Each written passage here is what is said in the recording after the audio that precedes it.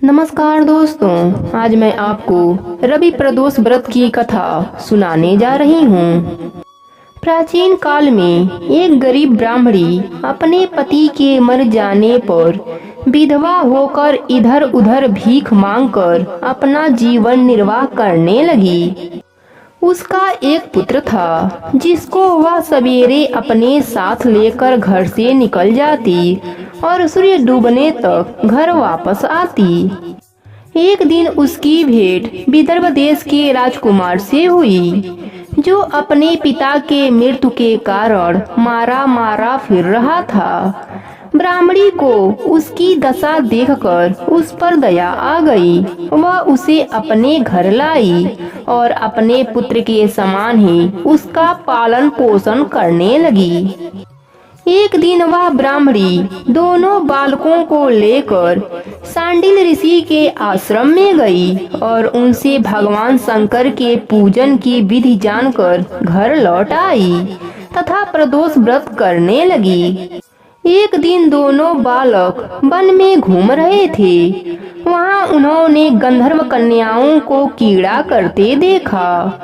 ब्राह्मण कुमार तो घर लौट आया, किंतु राजकुमार एक गंधर्व कन्या से बातें करने लगा। उस कन्या का नाम अंशुमति था। उस दिन राजकुमार घर देरी से लौटा। दूसरे दिन राजकुमार फिर उसी जगह पहुंचा जहां अंशुमति अपने माता पिता के साथ बैठी बातें कर रही थी। राजकुमार को देखकर अंशुमति के पिता ने कहा कि तुम विदर्भ नगर के राजकुमार हो और तुम्हारा नाम धर्मगुप्त है। भगवान शंकर की आज्ञा से हम अपनी कन्या अंशुमति का विवाह तुम्हारे साथ करेंगे। राजकुमार ने स्वीकृति दे दी और उसका विवाह अंशुमति के साथ हो गया। बाद में राजकुमार ने गंधर्वराज विद्राविक की विशाल सेना लेकर विदर्भ पर चढ़ाई कर दी। घमासान युद्ध हुआ। राजकुमार विजयी हुए और स्वयं पत्नी सहित वहां राज्य करने लगे।